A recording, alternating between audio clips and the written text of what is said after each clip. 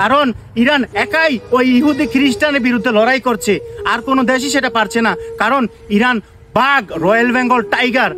America হলো পৃথিবীতে 1 নম্বর ক্ষমতাধর দেশ, আর পার্শ্ববর্তী ইউরোপিয়ান ইউনিয়নের মধ্যে থাকা দেশগুলো দিয়ে যত ইচ্ছা সে অত্যাচার চালাচ্ছে মুসলিম দেশগুলোর উপরে। বন্ধুরা, এর মধ্যেই পরিচিত আছে ইসরায়েল নামের নিকৃষ্ট একটা ইহুদিদের দেশ। এই দেশে ইহুদি নামের নিকৃষ্ট একটা জাতি বসবাস করে। আর বন্ধুরা, প্যালেস্তাইনের দিকে আপনারা লক্ষ্য করে দেখুন, ইসরায়েল কিন্তু ইসরায়েলের দ্বারা এই প্যালেস্তাইনের উপরে একটা জঘন্য রকমের হত্যাযজ্ঞ চালিয়েছে। সেই হত্যাযজ্ঞের পর প্যালেস্তাইনে প্রায় 55,000 নিরীহ মানুষ হত্যা করেছে। তারপরে খেয়াল করে দেখুন বন্ধু, ইরান কিন্তু কখনো ইসরায়েলের উপরে ইচ্ছাকৃতভাবে আক্রমণ চালায়নি। আমেরিকার নতুন একটা চালে এই ইসরায়েলকে দিয়ে ইরানের উপরে হত্যাযজ্ঞ চালিয়েছে।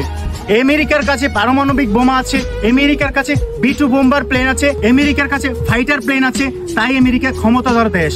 কিন্তু আমাদের ইসলামিক যে রাষ্ট্রগুলো আছে তার মধ্যে কিছু কিছু দেশে আমেরিকা তাদের ঘাঁটি তৈরি করেছে।